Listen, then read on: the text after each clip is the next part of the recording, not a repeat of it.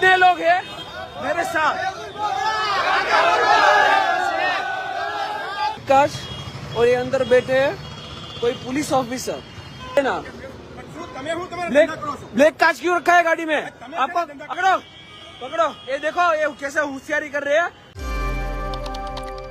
હું મારા અંગત કામ અર્થે વીઆર મોલ જઈ રહ્યો હતો. હું વીઆર મોલ જઈ રહ્યો હતો ત્યારે પર્વત પાટિયા જે સેમી સર્કલ 15 ઓફિસ છે એની બાજુમાં બીઆરટીએસ કોરિડોરની અંદર એક બ્લેક કાચવાળી નંબર પ્લેટ વગરની ગાડી ઊભી.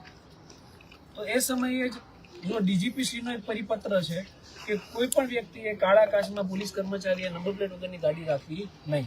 એમ છતાં ડીજીપીના પરિપત્રોને કોઈ ગાંઠતા નથી, કાળા કાચવાળી ગાડીઓ નંબર પ્લેટ વગરની ગાડીઓ રાખે છે.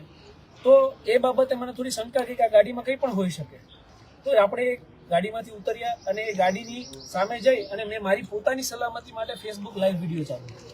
કારણ કે કોઈ પણ ઘટના આની પહેલા મારી ઉપર હુમલો થઈ ચૂક્યો છે એટલે મારી સાવચેતીના ભાગરૂપે મેં ફેસબુક લાઈવ ચાલુ કર્યું અને કેમેરા લઈ અને ગાડીની સામે ગયો. તો સૌપ્રથમ તો જે ગાડી ચલાવનાર વ્યક્તિ છે એને ગાડી ચડાવવાનો પ્રયત્ન કર્યો મારા ઉપર. ત્યારબાદ એ ગાડીમાંથી ઉતર્યો અને મારી ઉપર ઉગ્રતાથી ઉદ્ધતાઈ ભર્યું વર્તન કરવામાં આવ્યું.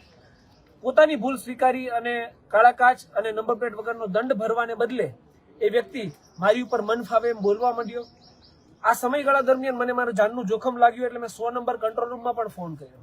કંટ્રોલ રૂમમાં કોઈએ ફોન ના ઉપાડ્યો. પછી ટ્રાફિક ડીસીપી શ્રી અનિતાબેન વાનાણી છે એમને પણ ફોન કર્યો, એમને પણ ફોન રિસીવ ના કર્યો.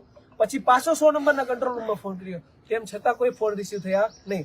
છેવટે આખરે કોઈ ઓપ્શન ના બન્યું એટલે મેં ટ્રાફિક હેલ્પલાઇન નંબરમાં ફોન કર્યો. એમાં જાણ કરી કે આનો દંડ લેવામાં આવે કાળા કાચ નંબર પ્લેટ વગરનો.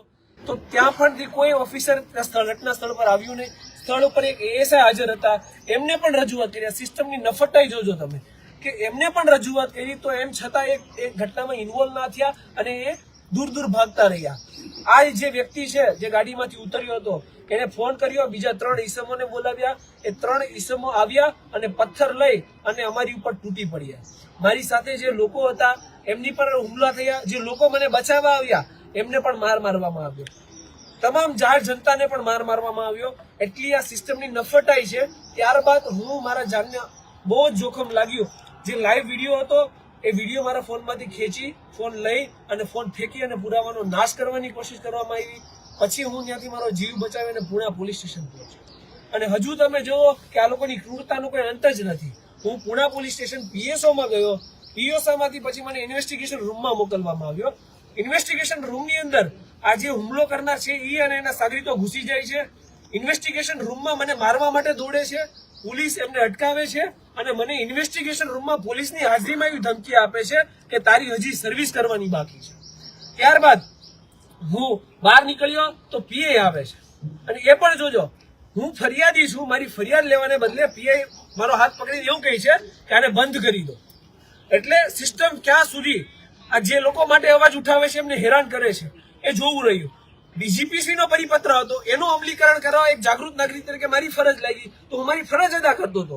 તો હોમ મિનિસ્ટ્રીને પણ આ જોવું પડે કે હું મારી વાણી અભિવ્યક્તિની આઝાદી ઉપયોગ કરું છું 19 એ મુજબ. સાચું હોય અને સાચું, ખોટું હોય અને ખોટું કહું છું. તો એ આઝાદીને તરફ મારવા વાળા આ લોકો કોણ? બની બેસેલા સેવક. આ બની બેસેલા સેવકો છે. આ કોઈ સેવા કરવાનો ધંધો નથી કરતા. કાળા કાચની અંદર ગાડીઓમાં બેસી અને કાળા કાચમાં કાળા કામ કરી રહ્યા છે અને એ કામ બંધ થાય છે એટલે એમને તકલીફ પડે છે અને તકલીફના કારણે સિસ્ટમ અમને આ હદ સુધી હેરાન કરે છે. આ બીજો હુમલો મારી ઉપર છે અને પહેલા પણ એક હુમલો થયો છે. પોલીસ કમિશનરશ્રીને આપણે મારી જાનને જોખમ છે, હથિયારના પરવાના માટે આ પહેલા અરજી કરેલી છે. એમ છતાં પણ આજ દિન સુધી મને હથિયારનો પરવાનો નથી આપવામાં આવ્યો. ટૂંકમાં મનસા એવી લાગે છે કે જાહેર જનતાના કામ કરવા વાળા લોકો, સમાજ સેવકો ભલે ખપી જાય, કુરબાન છે, પણ એમને ના તો કોઈ સલામતી આપવી છે અને ભલે અવારનવાર હુમલા થતા રહે.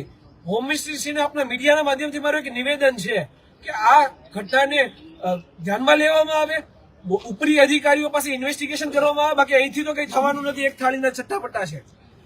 ઇન્વેસ્ટિગેશન કરવામાં આવે, સખ્ત ઇન્વેસ્ટિગેશન થાય, એમાં સખ્ત કાર્યવાહી થાય તો આ લોકોની જે એટલી હિંમત વધી ગઈ છે કે પોતે એક તો ખોટું કરો અને ખોટું કર્યા પછી હુમલો પણ કરો આના ઉપર અંકુશ આવે. બાકી આ લોકો અનકન્ટ્રોલેબલ છે. અત્યારે હમણાં તમારા પર હુમલા કરવા વાળા વિરુદ્ધ કઈ કાર્યવાહી કરવામાં આવી? હાલ આપણે પોલીસ સ્ટેશન આવ્યા છીએ અને 2 થી 2.5 કલાકના સમય બાદ આપણી ફરિયાદો નોંધવામાં આવી છે.